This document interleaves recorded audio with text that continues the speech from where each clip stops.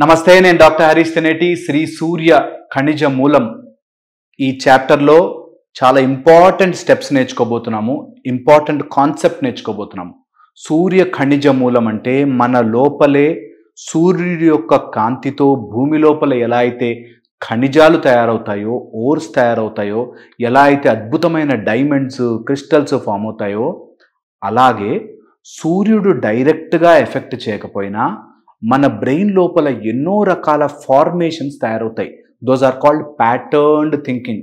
Neuronal pattern ద్వారా మన మైండ్లో ఎక్కడో తెలియని అలవాట్ల రూపంలో, కొన్ని కండిషన్స్ రూపంలో, కొంత సైకలాజికల్ ప్రాబ్లమ్స్ రూపంలో, కొన్ని సైకలాజికల్ ఇష్యూస్ రూపంలో, లేకపోతే సైకలాజికల్గా మంచితనం రూపంలోనో ఎలాగో అలాగా మన లోపల ఖనిజాలు తయారవుతాయి. ఆ ఖనిజం చుట్టూ చాలా చెత్త ఉంటుంది కదా, చాలామంది ఆ పాలిష్ చేసుకోవడం మర్చిపోతారు.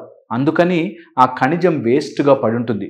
మన లోపల ఉండే ఎన్నో రకాల సైకలాజికల్ ఎలివేషన్స్కి, చాలా గొప్ప విలువలు తెచ్చుకోవడానికి, గొప్ప సైకలాజికల్ జర్నీ చేయడానికి ఎంతసేపు ఇందులోనే ఉండిపోతున్నామే. నేను కళ్ళు మూసుకుని ఆలోచిస్తే నా మనసు వెంటనే తాజ్మహల్కి వెళ్ళిపోయింది, చార్మినార్కి వెళ్ళిపోయింది, లేకపోతే ప్యారిస్కి వెళ్ళిపోయింది, జపాన్కి వెళ్ళిపోయింది నా మనసు.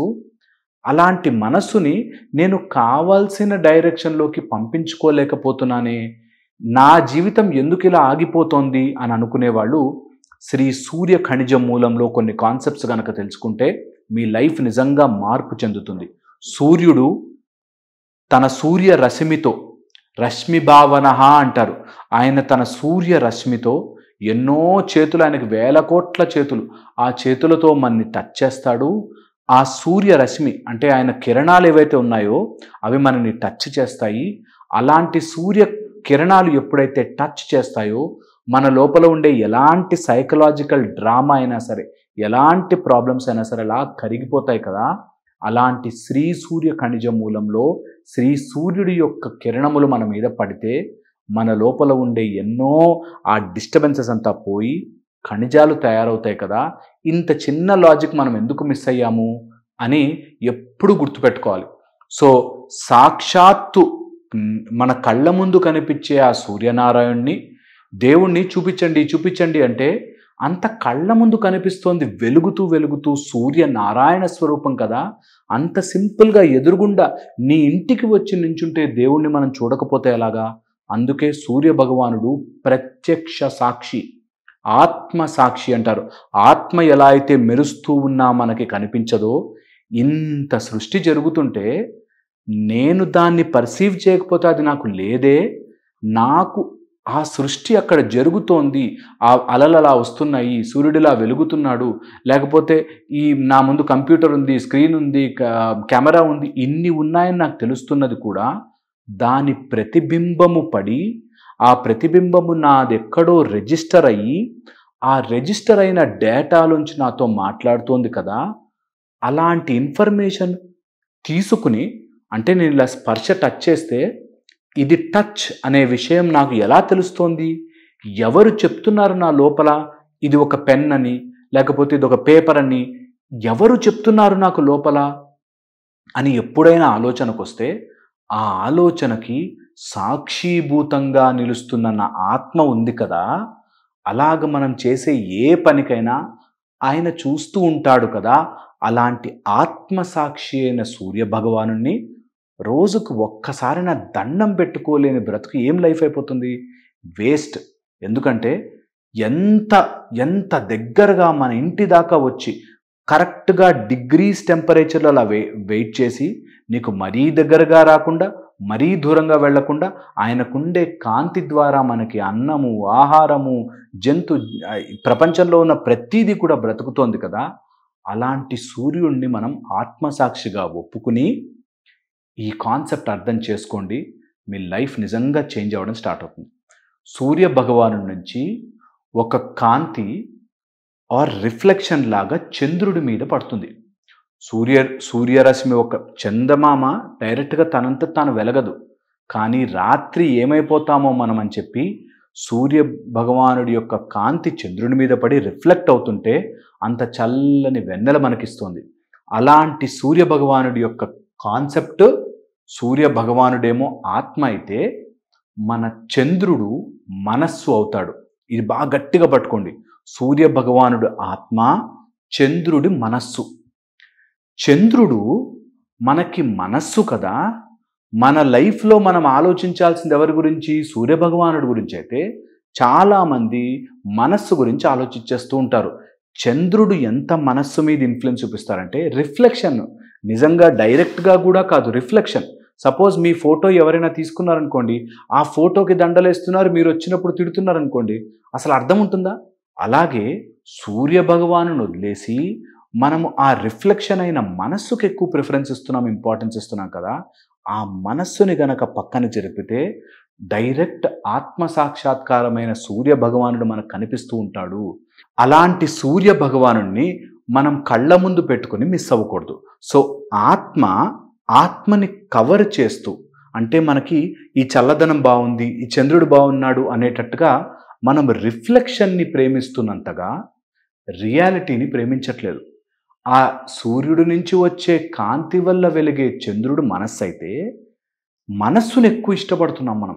నా మనసు బాగుండాలి, నా మనసు బాగుండాలి, నా మనసుకు ఇష్టమైంది చేస్తా, నా మనసుకు ఇష్టమైంది చేస్తా.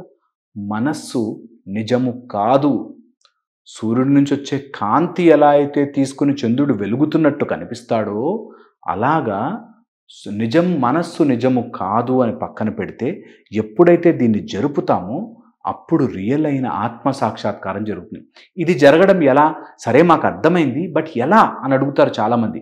ఇక్కడ the sun principle or the Surya principle నేర్పిస్తాను మీకు. మనకి ఆదిత్య హృదయంలో చెప్తారు, ఆదిత్య సవితా సూర్య అని 3 విషయాలు జరుగుతాయి ఇక్కడ. 3 కలిపితే సూర్య భగవానుడు వస్తాడు.